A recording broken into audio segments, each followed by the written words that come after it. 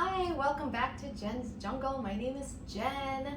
I haven't done a plant tutorial in quite a while. I kind of got into the plant tour videos. So I wanted to talk about, and I've been wanting to do this for quite a long time, I've been wanting to talk about my collection of Ficus Elastica, the rubber trees. As you can see, I love them a lot. They are so easy. I would love to get, and I have gotten, fiddle leaf fig trees, but I find that these cousins of the fiddle leaf fig tree is so much easier. My last one that I did get of the fiddle leaf fig tree, it actually was doing really good, but kind of got impatient with wanting it to get bigger because I just got a small one. I found it for $5 on clearance at Lowe's, I think it was, end of the season type deal. But it was kind of small, and I have killed 4 of those already, so I wanted to get a small, cheap one just to see if I can give it a go again and become a good parent to it. And it was doing really good, but it was small and I wanted it to be big already, so I ended up getting rid of it, but I've been thinking about getting a big one. So anyway, I got on a rant. Anyway, these are the cousin to the fiddle leaf figs, but I find them so much easier and they are so beautiful. They have many different varieties, as you can see here. This one is the Audrey, very easy. I kind of lost a few leaves during the winter time, but she hung in there. This one's the rubber tree, and I was in search of this one for quite some time. They were kind of hard to find, but I'm finding that you can find them a little bit easier these days.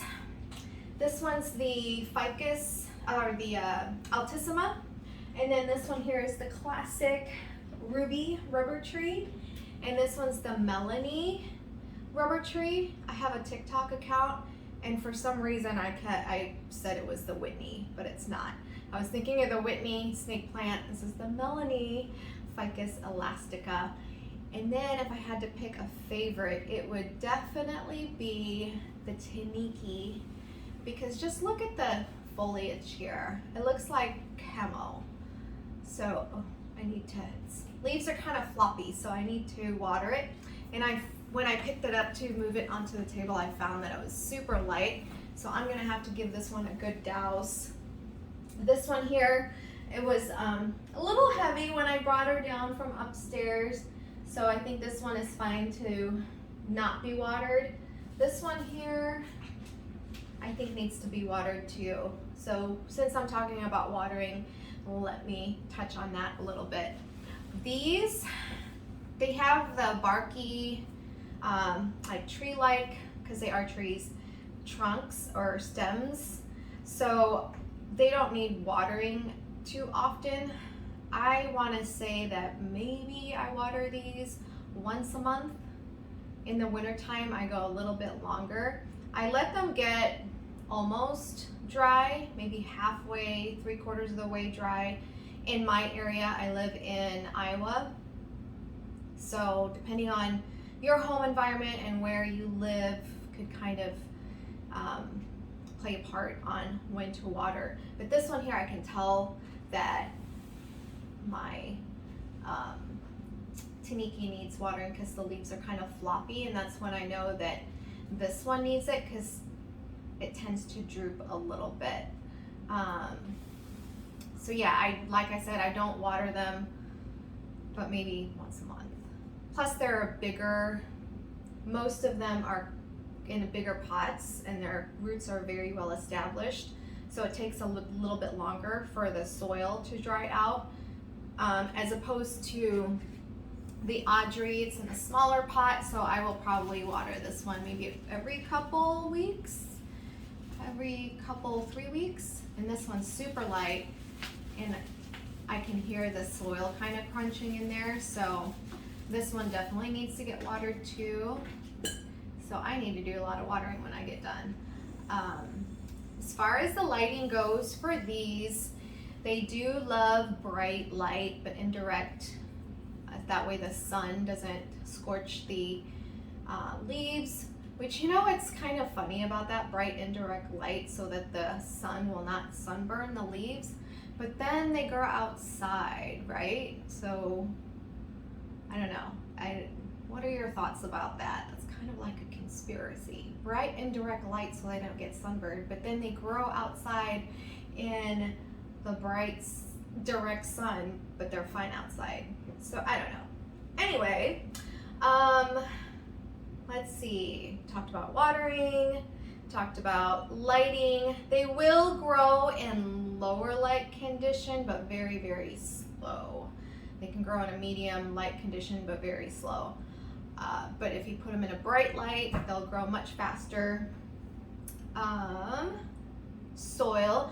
This one here I cut off from this one because it was kind of growing out in a weird way, so I just snipped it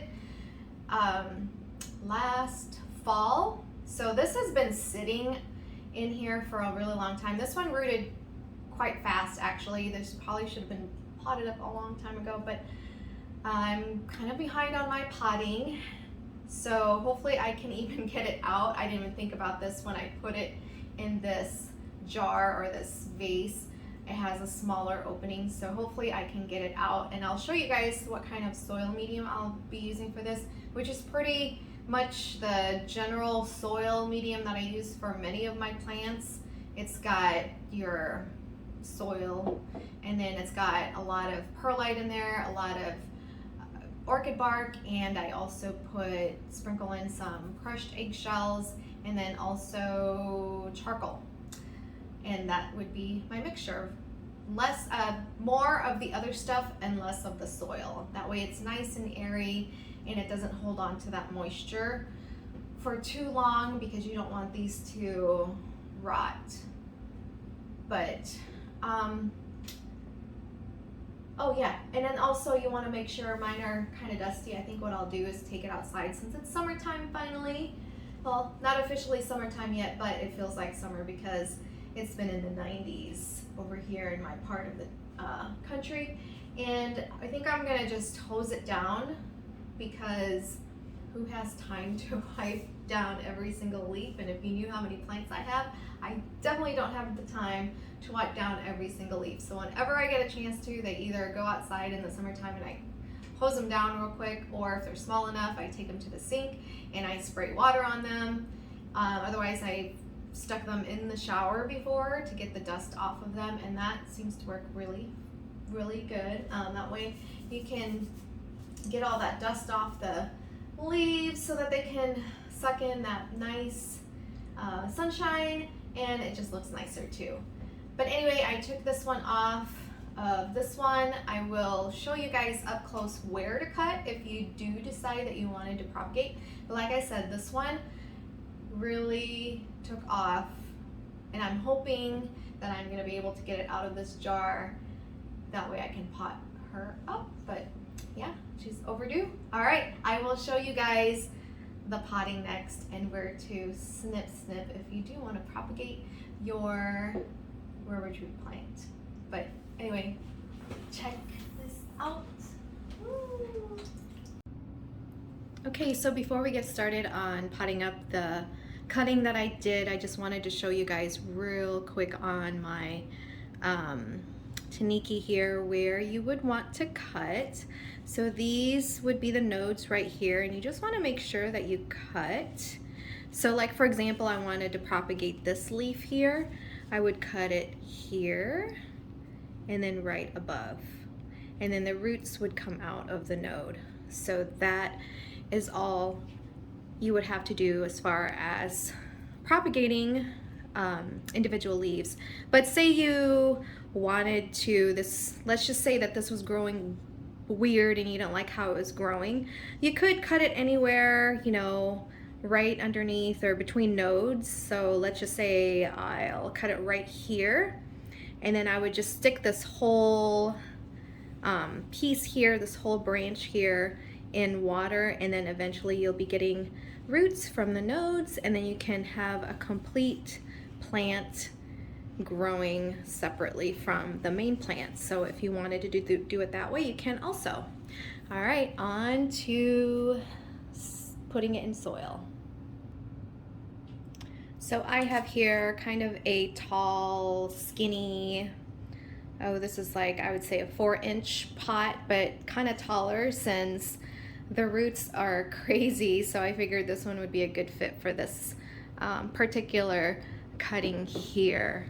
I have soil, of course, and I've got my orchid bark. There's a little bit of cocoa coir in here as well, and there's perlite, and there's even where is it? They're kind of like, I don't know, pumice stone or volcanic rock. I'm not exactly sure what they are, but they're in there also. We've got charcoal in there, and then we also have some crushed eggshells in there as well. Okay, let's see. Let me start by putting some soil at the bottom.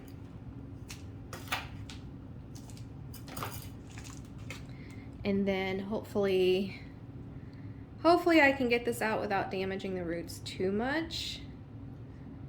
This is gonna be tricky. I think I'm just gonna have to go for it. Please don't break, please don't break. Oh, there we go. Woohoo! All right, I had to untangle the roots a little bit. They got a little tangled up since I took them out of that tight jar, but I am going to start filling this in. I'm gonna probably have to get more soil. I don't think I grabbed enough.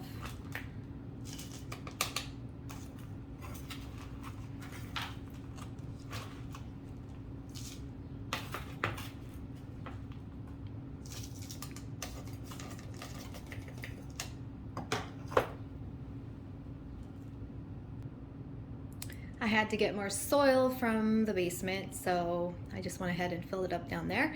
But that is it. I'm gonna water it real quick.